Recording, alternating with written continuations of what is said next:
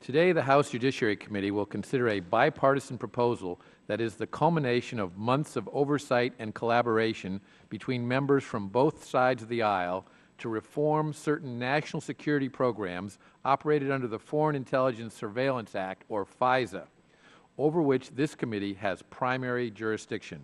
I want to thank the sponsor of the USA Freedom Act, Crime Subcommittee Chairman Sensenbrenner, for his dedication to this important issue. And I also want to take a moment and thank him and Ranking Member Conyers, Mr. Nadler, and Mr. Scott for working with me to prepare the bipartisan substitute that we will consider in just a few moments. The FISA business records provision, often referred to as Section 215 of the Patriot Act, allows the government to access business records in foreign intelligence, international terrorism, and clandestine intelligence operations. Investigations. Last year's unauthorized disclosure by Edward Snowden revealed to the American people that the National Security Agency, as part of its mission to protect the United States from terrorist attacks, had been collecting bulk telephony metadata under Section 215. Since the unauthorized public release of this program, many members of Congress and their constituents have expressed concern about how the program is operated and whether it poses a threat to Americans' civil liberties and privacy. The leaks by Edward Snowden also revealed a classified program operated pursuant to the FISA Amendments Act of 2008, which was enacted to maintain the NSA's ability to gather intelligence on foreign targets overseas. Over the past year, the House Judiciary Committee has conducted aggressive oversight of these programs. In July 2013, the committee held a public hearing at which we heard from officials with the Justice Department, the Director of National Intelligence, the NSA, and the FBI, and civil liberties groups. In September 2013, the committee held a classified hearing where members were afforded the opportunity to further probe these programs with officials from DOJ, ODNI, NSA, and the FBI.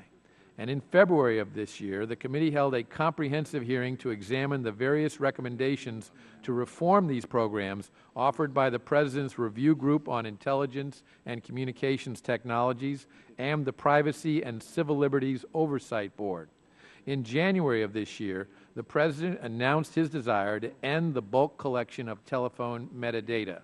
In March, President Obama outlined his proposal to allow access to non-content telephone records held by telephone companies. Absent an emergency situation, the government would obtain the records only pursuant to individual orders from the FISA court.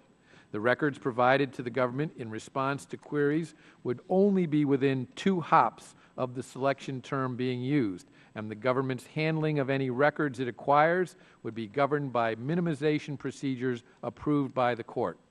President Obama also correctly acknowledged that reforms to these programs must be implemented through legislation passed by Congress. The House Judiciary Committee is taking the first important step towards this goal today. The terrorist threat is real and ongoing, and we must always be cognizant of the threats we face. We cannot prevent terrorist attacks unless we can first identify and then intercept the terrorists. At the same time, Congress must ensure that the laws we have enacted are executed in a manner that protects our national security while also protecting our civil liberties so that we can regain the trust of the American people. I am confident that today the committee will do just that.